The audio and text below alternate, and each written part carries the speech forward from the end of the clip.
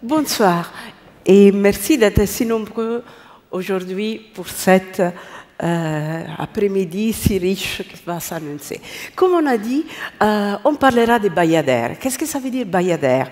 Déjà, les noms, ça vient du portugais et ça veut dire simplement danseuse. Mais c'est très intéressant parce que c'est comme les Portugais appelaient toutes les danseuses de l'Inde. Et cet mot, au XVIIe siècle, arrive en France à travers les traductions des voyageurs hollandais et vient adopté en France pour définir les danseuses indiennes et en particulier les danseuses qui étaient consacrées au temple. Et depuis, ce mot a eu toute une avenir très riche aussi sur la scène théâtrale. Alors on va faire un petit voyage dans l'Asie et en particulier en Inde.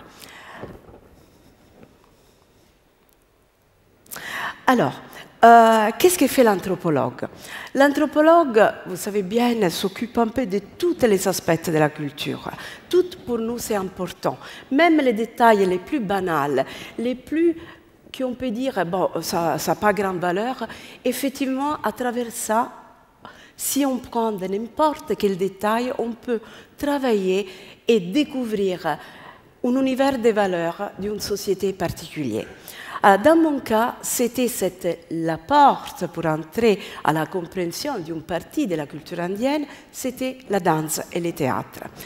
Alors, l'anthropologue, qu'est-ce qu'il fait? Souvent, il va dans les pays qui est en train d'étudier et vive avec les gens, participe toute la journée à les différentes activités. Dans mon cas, c'était pas seulement d'observer, dans ces cas-là, les danseuses indiennes, mais aussi de vivre avec eux et d'apprendre la danse avec eux. Pourquoi? Parce qu'à travers les langages gestuels, à travers la compréhension aussi d'une technique, d'un artisanat du faire de la danse, on comprend toute une série d'éléments qui autrement ne sera pas facile à déchiffrer et donner la juste valeur. Alors vous voyez ici, il y a mes propres maîtres et vous voyez comme c'est un exemple où comme ça passe en cours. Il y a l'ancienne maîtresse qui est assise, nous montre les gestes à suivre, nous l'apprendre et entre cet apprentissage passe des messages, des informations extrêmement importantes qui peut-être dans une situation d'entretien qui font aussi partie de notre métier pour comprendre, pour mieux saisir les valeurs d'une culture, peut-être ça ne passe pas de la même façon. Alors, je suis partie en Inde, moi j'ai une formation de danseuse classique et contemporaine ici en Europe. Je pars en Inde, je reste plusieurs années, j'apprends avec différentes maîtres et maîtresses aussi de danse. Et chacun était porteuse d'une tradition musicale et chorégraphique très particulière. Alors ça, ce sont différents maîtres. Là, c'est moi, quand j'étais plus jeune. Et du moment qu'on travaille sur place, on essaie aussi de comprendre la société aujourd'hui, c'est ça aussi l'anthropologie, mais la société aujourd'hui, c'est les produits aussi du passé. Et je commençais à travailler aussi sur les rôles, sur la fonction de cette danseuse qui faisait partie de la liturgie des temples indiens. Et c'est très important aussi de travailler sur plusieurs aspects de cette culture, et notamment les protocoles, tous les rituels qui prennent une place très importante dans la vie quotidienne des gens. Et on découvre que les temples indiens, en quelque mesure, représentent un palais royal où les dieux, les divinités, sont les souveraines dans leur propre palais royal, qui est le temple. Dans ce palais royal, il y a un protocole, une étiquette à suivre, qui est très similaire à l'étiquette et les protocoles dans les cours royales. Ça veut dire les dieux ont ses ministres, il y a les prêtres, mais il y a aussi un corps de ballet et un orchestre qui régulièrement chante des louanges, les divinités qui font partie du calendrier liturgique qui est très complexe en Inde. Ça, c'était très intéressant. Autre chose, pour moi, c'était intéressant de découvrir, par exemple, au sud de l'Inde, là où j'ai travaillé pour longtemps, dans les temples, on a souvent des inscriptions épigraphiques. Et c'était intéressant de découvrir qu'une des inscriptions la plus longue qu'on a trouvée de l'époque médiévale est une inscription justement qui se réfère au corps de ballet avec toute la liste des noms des danseuses, des musiciennes, des chanteurs, des maîtres de danse et de tous les artisans et de tous les autres artistes. Ça veut dire ceux qui amenaient la lumière, ça veut dire les lampes d'huile, les techniciennes, les tailleurs, les costumistes. Ça, c'était comme si on avait à ciel ouvert une archive de tous les artistes qui participaient et à la cour et au temple. Ça, c'était très intéressant. Vous voyez un exemple sur le début du XIe siècle, sur de l'Inde, le temple de Thanjavur. Et c'est un temple royal, mais surtout impérial. Ça veut dire quand les rois avaient bien conquis grande partie de l'Inde, le roi Rajaraja a fait construire ce temple. Et qu'est-ce qu'il fait? Il prend les meilleurs artistes de tous les rois qui avaient conquis. Ça veut dire les meilleurs et les fait venir dans son propre temple. Un peu comme faisait les patronages des mécènes aussi dans la Renaissance. Les cours avaient plus une cour était puissante, plus avait les meilleurs artistes de l'époque qui étaient invités. Alors, et dans ces temples, dans les palais, on trouve une profession incroyable des peintures murales, des images de sculptures qui représentent des scènes dansées, comme vous voyez ça dans cet exemple, avec les maîtres de danse qui suivent et la danseuse. Dans ma recherche, je me suis aussi intéressée, pas seulement dans la tradition indienne même, mais aussi les regards qui étaient portés, et notamment par les Européennes, par les voyageurs européennes, vis-à-vis des danseuses. On avait évoqué justement les Portugaises, qui étaient une des premières qui étaient en Inde, en tant que pouvoir colonial. Mais il y a aussi des autres. Il y avait aussi des missionnaires, entre autres, des voyageurs, des militaires, mais aussi des missionnaires. Et les missionnaires étaient très surpris, voire intrigués, le fait qu'il y avait cette danseuse qui faisait partie de la liturgie religieuse dans les temples. Et ça, vous avez un exemple d'un missionnaire hollandais qui, au XVIIe siècle, reste en Inde plusieurs années et, une fois qu'il rentre en Europe, écrit ses mémoires, ses relations, et parle justement de cette danseuse, comme elle faisait partie de la liturgie dans les temples. Les voyageurs européens étaient surpris, pas seulement par les danseuses, mais aussi d'une autre figure féminine extrêmement importante de l'Inde, que c'était la femme mariée d'Evo qui se sacrifie sur les bûchers la veuve qui se sacrifie sur les bûchers du marais des fonds. Et ces deux aspects si vous voulez, de la féminité indienne va marquer profondément les récits des voyages, au point que quelquefois ces deux éléments, deux figures se juxtaposent, comme dans les cas justement de cet ouvrage d'Abraham Rogerius, ce missionnaire hollandais. Qu'est-ce qui se passe après? Tous ces voyageurs, ça c'est le cas par exemple du français Pierre Sonnerat au XVIIIe siècle et au début du XIXe siècle d'un autre voyageur hollandais, mais il y a citant des récits de voyage, je sélectionnais seulement quelques-uns. Tous ces récits sont lus ici en Europe et vont inspirer profondément les compositeurs de musique, d'opéra, de mélodrames et de ballets qui s'inspirent de ces récits de voyage pour créer à leur façon, avec leur propre imagination, des ouvrages théâtrales, des pièces théâtrales inspirées à sujet indien et particulièrement aux bayadères et à la femme, les veuves, qui se jettent sur les feux. Si vous voyez un exemple.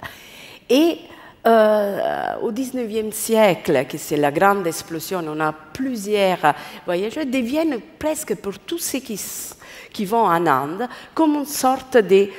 Tout le monde doit voir cette danseuse de laquelle on parle, de leur beauté, de leur grande capacité artistique. Et on voit plusieurs récits de voyage avec des illustrations plus ou moins précises de cette femme. Ça, c'est le cas de Rousselet. Et encore au XIXe siècle, comme je disais, vous voyez les ballets, des ballets, par exemple, Dieu la Bayadère, des grandes danseuses qui sont vraiment, deviennent des étoiles, des stars internationalement, en impersonnant les personnages de la danseuse indienne. Alors, nous, on voit aussi avec les photos, pour l'anthropologue, c'est aussi intéressant de reconstruire cet passé à travers les images, l'iconographie, les peintures, mais aussi avec, du moment qu'arrive la technique photographique, avec les photos. Et on voit plusieurs exemples. Et je me suis rendu compte aussi, travaillant sur ces sujets, que l'effet que cette communauté de femmes suivait un système de matrilinéarité, ça veut dire que l'héritage passé d'un mère en fille, avait intrigué aussi à la fin du 19e plusieurs anthropologues. Et là, vous voyez des exemples, par exemple, des ouvrages qui, comme celle-ci de Bachofen, qui était un juriste, c'était un professeur des droits, qui écrit un livre qui a été célèbre à l'époque, Les droits maternels, pour montrer comme à l'origine de la civilisation, il y avait une sorte, on ne parlera pas vraiment de matriarcat, mais d'un pouvoir des femmes extrêmement important et les droits qui étaient transmis de mère en fille. Et aussi forme ce qu'on appelait d'éthérisme, une sexualité beaucoup plus libre. Et de là, à suite de lui, plusieurs anthropologues se sont intéressés. Et entre autres, juste, je vois qu'on a cité cette femme, cette Bayadère, Fraser, et avant lui, en Angleterre, il y a eu en 1867, si je ne me trompe pas, une conférence publique à l'Anthropological Society à Londres, où il y a eu une conférence dédiée exclusivement à cette artiste, cette femme, cette danseuse. Et encore un exemple, par exemple, de l'histoire de la danse, on les cite aussi dans l'histoire de la danse de Kurt Sachs, un musicologue. Et depuis, je me suis rendu compte qu'on passe, les anthropologues se sont intéressés pendant tous les 19e et les 20e siècles, mais en particulier depuis les années 80, on a plusieurs ouvrages que c'était important pour tous nous, et vous voyez une série ici représentée. Et enfin, pour dire qu'est-ce qu'on fait, on continue à travailler sur eux parce qu'il y a toujours des aspects qui nous intriguent, qu'on ne comprend pas. Et dans le même temps, encore aujourd'hui, ce personnage, vous le trouvez encore, si vous allez à l'Opéra à Paris, le ballet La Bayadère, qui est encore représenté, reste encore dans les répertoires aujourd'hui. Et surtout, on a des anthropologues, des collègues à moi, sur lesquels on travaille sur les présents encore. Qu'est-ce que ça va, cet héritage, comment était transmis, comment est représenté. Et aussi, on s'intéresse aussi à des autres moyens où était transmis cet héritage, et notamment avec les cinémas aussi. Et vous verrez ici, par exemple, récemment, il y a 2 ans, ici, au musée du Quai Branly, on a eu une conférence, on a organisé avec un collègue, une conférence justement comme cette présente des danseuses apparaître, par exemple, dans les cinémas muets du sud de l'Inde. Et encore, comme on dit, cet thème nous fait d'un côté rêver, comme dans le 19e, encore, il y a des ouvrages qui sont encore, comme on dit, inspirés à ces personnages, mais aussi un sujet anthropologique à réfléchir, à connaître aussi pour mieux savoir cette tradition chorégraphique et musicale. Je vous remercie. À vous la parole.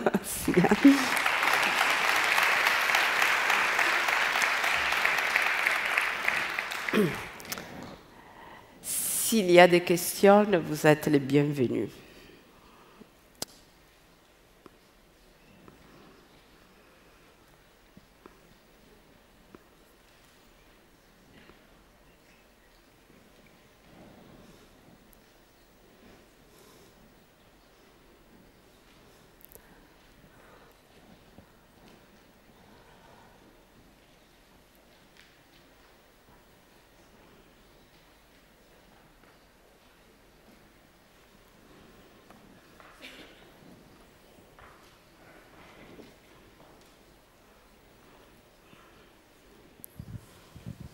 Oui, bonsoir, merci beaucoup. Je voulais juste savoir maintenant, est-ce qu'il y avait encore ce genre de danseuses dans les temples en Inde? Parce que moi j'ai beaucoup été en Inde, particulièrement dans le Tamil Nadu, et j'en ai jamais vu. Alors est-ce qu'elles viennent à certaines circonstances, certaines fêtes où je n'étais pas là, puisque je n'ai pas vécu aussi longtemps que vous? Donc voilà, la question c'est, qu'en est-il au jour d'aujourd'hui des danseuses dans les temples? Alors, merci beaucoup pour cette question, elle est très importante. Et effectivement, il n'y a plus. Il n'y a plus parce que il y a eu une loi qui a été faite juste le lendemain de l'indépendance de l'Inde, en 1947, qui interdisait la présence de ces danseuses dans les temples. Et pourquoi? J'avais évoqué les missionnaires. Alors, les missionnaires en particulier étaient très critiques vis-à-vis de cette coutume, aussi parce que ces danseuses étaient des courtisanes. Ça veut dire, dans le vrai sens du terme, ça veut dire que c'était des femmes, comme dans la tradition, si vous voulez, européenne de la Renaissance, c'était des femmes qui étaient artistes et qui avaient un code de comportement qui n'était pas celle-ci de la femme mariée. Et étant des courtisanes, étaient les seules femmes aussi cultivées à l'époque, parce qu'elles pouvaient apprendre à lire et écrire, mais, et qui avaient un rôle très important dans la société indienne, aussi à court. C'était vraiment des rôles très importants. Les contacts avec les missionnaires étaient désastreux en quelque mesure. Pourquoi? Parce que les missionnaires voyaient seulement les côtés courtisanes libres, une femme qui avait des amants, des choix, et qui participait dans les rituels du temple. Et souvent, les missionnaires ont pris ça comme prétexte pour accuser des immoralités, pas seulement les artistes, les femmes, mais surtout mais aussi la religion hindoue. Et c'était aussi un prétexte pour pouvoir, comme on dit, évangéliser l'Inde. Alors, ce processus était très capillaire et, à fur et à mesure dans les siècles, a été intégré cette essence comme on dit, des gènes vis-à-vis de cette figure féminine, même dans une élite intellectuelle indienne qui était, comme on dit, éduquée à l'anglais et qui a commencé à se sentir gênée par cette coutume qui était constamment critiquée. Et c'est pour ça qu'il y a eu un débat légal de presque un siècle, à commencer de la deuxième moitié du XIXe siècle, pour abolir et les danseuses des temples et l'autre, si vous voulez, l'autre aspect de la féminité en Inde, que c'était celle-ci justement du sacrifice de la veuve, qui justement était aboli légalement, mais beaucoup plus tôt, en 1829. Et c'est pour ça, c'est une raison pour laquelle vous n'avez pas pu voir des danseuses aujourd'hui. Et nous, en tant qu'anthropologues, on travaille justement parce que cette femme a été accusée d'être des prostituées. On l'a interdit et on l'a même pouvait pas seulement ni chanter ni danser encore aujourd'hui, ceux qui faisaient partie de cette communauté, mais si jamais le faisait, était emprisonné, il y avait une amende très très très très haute. Ça veut dire qu'on lui a interdit de faire ça, et les générations qui suivent se sont senties en quelque mesure gênées et qui cachaient cette passé de leur mère et grand-mère en tant qu'artistes. Et justement, nous aussi, on travaille en tant qu'anthropologue pour voir comment les nouvelles générations, par exemple des femmes aujourd'hui, des jeunes femmes, qui reprennent cet héritage. Et aussi, c'est intéressant parce qu'il y a les côtés féministes. Ça veut dire qu'ils redécouvrent les passés de leurs grand-mères et de leurs ancêtres féminins et se rendent compte que cette femme n'était pas seulement avait un grand prestige, c'était cultivé. Et surtout utiliser, par exemple, je ne sais pas, des systèmes aussi indigènes de contraception, avait un mot à dire, était indépendante des femmes professionnellement qui vivaient par soi-même sans besoin de dépendre en particulier d'un mari. Ou d'un côté financier. Il y a une révisitation de cette figure par même les petites filles de cette dame avec cet comme on dit, engagement politique extrêmement intéressant aussi. C'est pour ça pour vous expliquer, c'est pour ça que vous n'avez pas pu voir. J'avais une autre question. Est-ce que vous pouvez expliciter ce qu'il en est par rapport au suicide des veuves qui a été interdit à partir de 1929 et quelles conséquences et pourquoi cette interdiction? En 1829, c'était l'interdiction légale de la part des gouvernements anglais, de la présence anglaise britannique en Inde, de la sidite sati, ça veut dire le sacrifice de la veuve sur les bouchers du mari. C'est à ça que vous me demandez, parce que l'autre c'est le 47, c'est après l'indépendance. Je n'ai pas bien compris. Oui, en effet, c'est ce suicide dont je voulais vous demander des précisions. Vis-à-vis des danseuses ou vis-à-vis de la sati?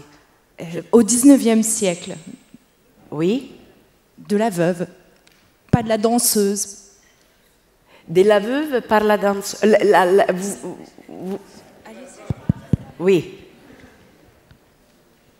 La connexion, vous disiez. Je n'ai pas compris la question. Pourquoi est-ce que les Anglais ont interdit le suicide des veuves au XIXe? Oui, parce que c'était considéré un meurtre. Et justement, parce que souvent, c'était été imposé à les femmes de faire ça. Ce n'était pas tout le temps leur choix. On n'avait pas beaucoup de choix. Et alors, d'un point de vue des jurisprudences, c'était considéré un meurtre. Parce qu'il y avait, comme on dit, tout le clan qui poussait la fille à faire ça. Et surtout, et ce n'était pas seulement les Anglais en eux-mêmes, mais c'était avec l'accord et la loi a été faite ensemble avec comment on dit, et notamment c'était un Raja bengali du Bengale qui avait aussi, en quelque mesure, contribué profondément à l'élaboration de cette loi. Et du coup, sur cette confusion, en fait, entre la figure de la veuve qui se suicide et justement la danseuse qui est émancipée et pour le coup qui est libre de faire ce choix de danser, comment cette connexion se fait? La connexion a été faite effectivement par les voyageurs. Et il ne représente pas nécessairement la réalité, au contraire, en Inde. C'était fait, et personnellement, je pense, c'est parce que ces voyageurs voulaient montrer quelque chose d'extrêmement, comme on dit, différent, si vous voulez, de notre tradition, et aussi parce que d'un point de vue strictement théâtral, est très puissante, et très dramatique, d'à mettre aussi en scène. Il y a aussi une théâtralisation de ça. Mais en vérité, dans le contexte indien, ce sont deux phénomènes totalement différents. Parce que la courtisane n'est pas mariée, effectivement, c'est un contraire, et la femme mariée doit, comme on dit, suivre un code de comportement qui, si vous voulez, est opposé et complémentaire vis-à-vis de la courtisane. Je ne sais pas si je donne... Chacun avait un code de conduite, un comportement qui devait respecter des règles. Tous les deux avaient des règles précises qu'il ne faudrait pas, comme on dit, transgresser, mais qui sont différents et même complémentaires. Mais les voyageurs voient ça, mélangent un peu les deux et deviennent, je trouve, d'un point de vue strictement théâtral, un thème à exploiter, ce qu'ils ont fait au XIXe en Europe. C'est très puissant, comme on dit, les deux. Et souvent, justement, et ça commence au XIXe, à la fin du XVIIIe siècle, c'est Goethe, justement, un des Rogerius, qui était le missionnaire, a annoncé ça, en a parlé, et a eu, comme on dit, à la fin du XVIIIe siècle, c'est Goethe, le grand poète allemand, qui a écrit une ballade magnifique sur ça, où le personnage de la courtisane Vienne se mélange, se mêle avec celle-ci de la veuve. Et de là, de cet poème de Goethe, on a eu plusieurs ballets, plusieurs opéras-ballets, notamment le Bayadère, l'Adieu la Bayadère, et après, à la fin du 19e, la Bayadère telle qu'on la voit aujourd'hui, la version évidemment révisée, mais qu'on la voit encore dans les répertoires des opéras. Mais ça correspondait pas nécessairement à la réalité indienne. Mais artistiquement, est très efficace, je dois dire. Oui, bonjour. J'ai une question. Est-ce que vous pensez que les actrices de Bollywood aujourd'hui sont en quelque sorte les réincarnations des Bayadères? Il y a oui, dans le sens, même si la situation a changé énormément, sociale, politique, certainement il y a une continuité avec plusieurs, comment on dit, des choses extrêmement différentes. C'est pour ça les colloques qu'on avait fait ici au Quai Branly, où on s'est concentré essentiellement le début du cinéma. Ça veut dire de la fin du 19e, quand arrivent en Inde aussi les premiers exemples français, anglais des films, et voir le début du cinéma local. Et justement, les actrices à l'époque appartenaient en majorité, les femmes, de ces communautés de courtisanes. Il y a vraiment les liens, parce que c'était les seuls qui avaient une connaissance des techniques, de la scène, des techniques de récitation, de théâtre et de danse.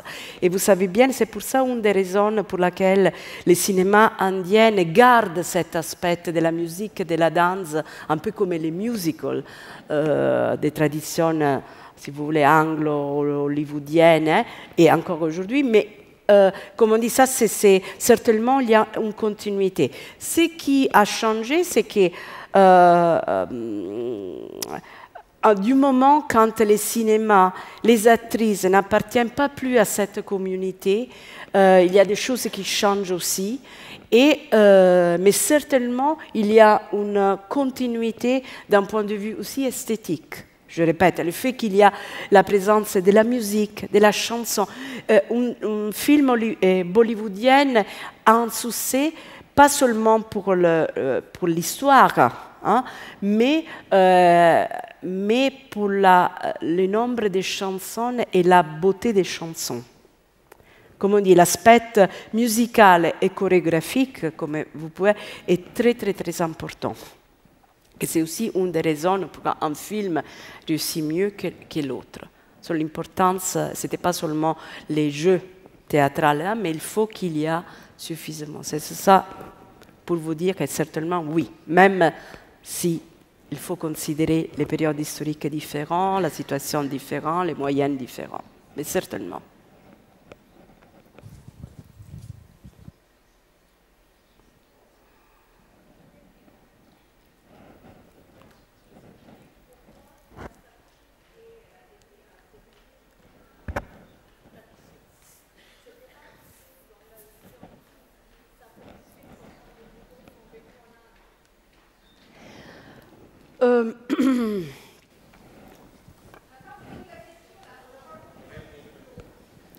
Non, moi, je dis que peut-être il faut expliquer pourquoi la tradition sati est introduite dans la religion hindoue.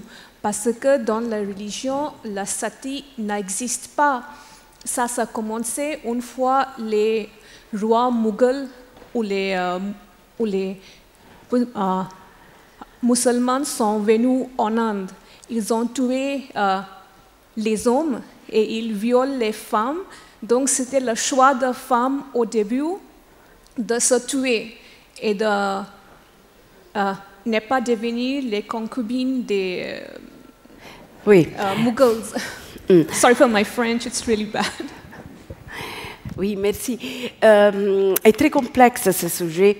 Moi, quand j'étais à l'université de Bologne, ma propre prof d'histoire des Landes, était un spécialiste de la Sati et a fait un livre, un gros volume sur ça, où elle expliquait justement qu'on ne trouvait pas, d'un point de vue des textes, des référents précis, que la femme, il faut qu'elle soit brûlée.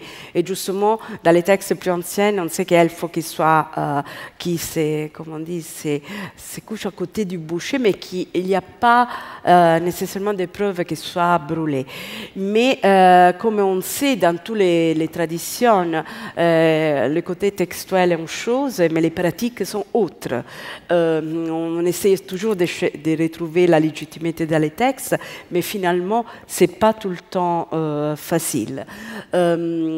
Et aussi, cette coutume a eu des différences selon les époques.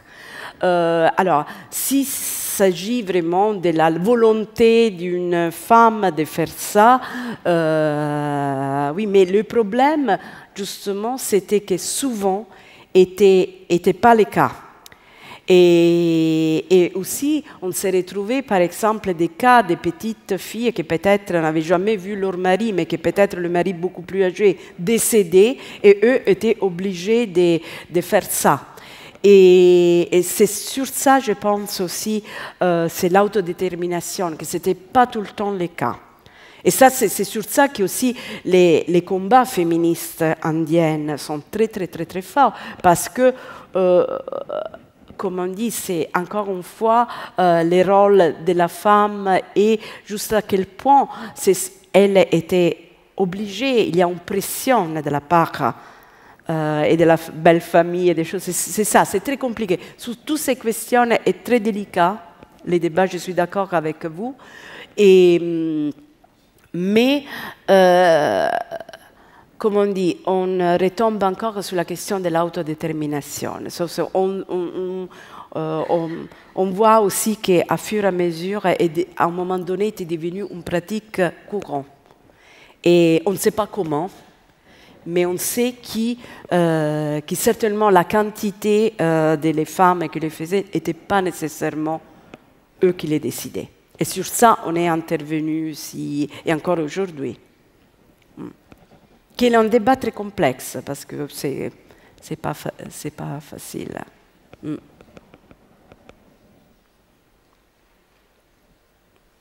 Je pense que le temps est passé. Les 30 minutes sont passées et je vous remercie beaucoup. Merci.